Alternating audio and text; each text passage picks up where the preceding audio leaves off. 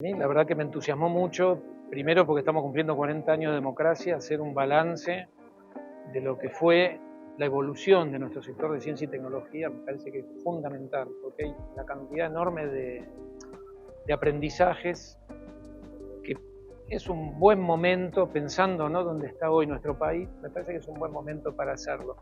El balance, el diagnóstico, también mirando hacia adelante. Por otro lado, les tengo que decir, no había estado nunca en Río Turbio, y para mí es una ciudad emblemática, pero incluso vos sabés que con Roberto Salvarezza, antes de que él fuera ministro y yo lo acompañara, escribimos sobre Río Turbio en una revista, En el cohete a la luna, cuando vino el gobierno de Macri, defendiendo las cosas que se decían de la usina. Bueno, salimos un poco, así que para mí es todo es algo me da una alegría enorme estar acá, haber podido recorrer hoy a la mañana un poco el pueblo, ir al museo, impresionante realmente, es un lugar emblemático. Pero se puede hacer un balance pensando en las gestiones de gobierno, es decir, lo que fue la ciencia y la tecnología con el alfonsinismo. Al alfonsinismo le tocó recuperar las instituciones del periodo oscuro de la última dictadura. Después vinieron los 90, que fueron dramáticos para la ciencia y la tecnología. Hay algunas cosas positivas que se pueden destacar de los años 90, pero cuando haces el balance da negativo.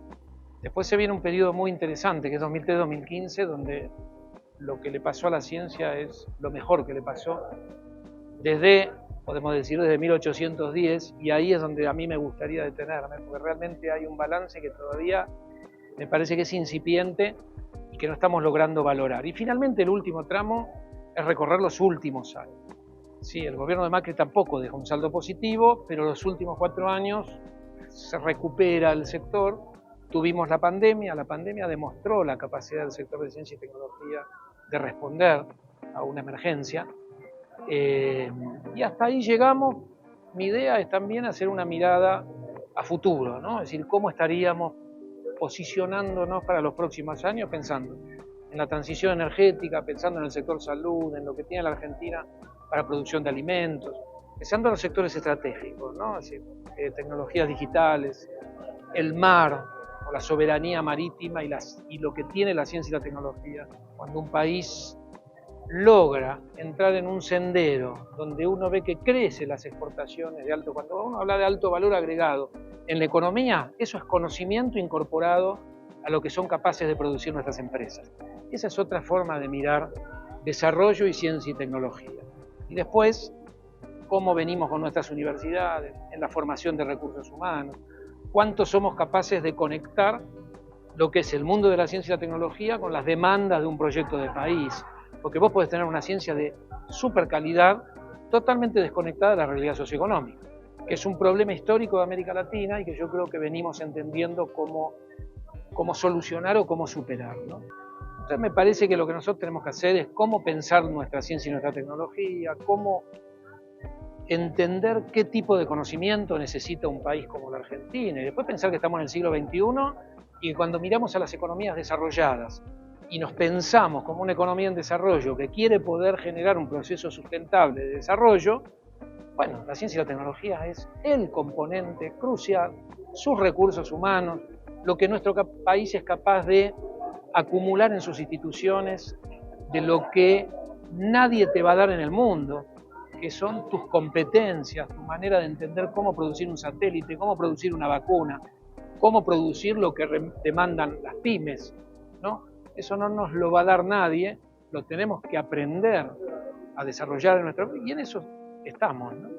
Entonces pensar que puede quedar en manos del sector privado, digo, la estrategia, las políticas, y esto no es en Argentina, si se piensa en el mundo desde la Segunda Guerra Mundial, están en manos de los estados nacionales. Y detrás de los estados nacionales, marcando el rumbo, el sector productivo, el sector de ciencia y tecnología. Un poco esto va a ser lo que vamos a tratar de argumentar de manera convincente, aplicado a las especificidades de nuestro país. Aún con democracia, seguimos teniendo un alto grado de inestabilidad institucional, política, económica, y si hay algo que debilita o distorsiona las metas de las políticas de ciencia es la inestabilidad.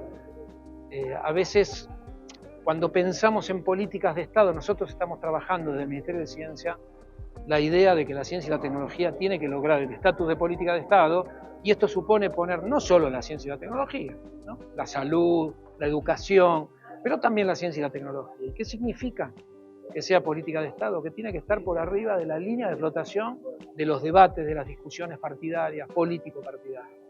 Y esto es lo que logran los países desarrollados. Nosotros no vamos a imitar a ningún país porque nuestro país es único, tenemos que poder construir nuestro sendero, pero sí hay aprendizajes que nos dejan las economías en desarrollo. Por ejemplo, muy breve, en Estados Unidos, demócratas y republicanos se pelean como perros y gatos, pero hay cosas que no se tocan. No importa quién gobierne, por ejemplo, la inversión en ciencia y tecnología no la debate nadie. Me encantaría, ahora que digo esto, retomando con una pregunta tuya previa, que el candidato que dijo que hay que privatizar el CONICET, que vaya a Francia a decir que hay que privatizar el CNRS, que es el equivalente al CONICET, o que vaya a los Estados Unidos a decir que hay que privatizar la National Science Foundation, que es el equivalente, termina preso si es político, digo.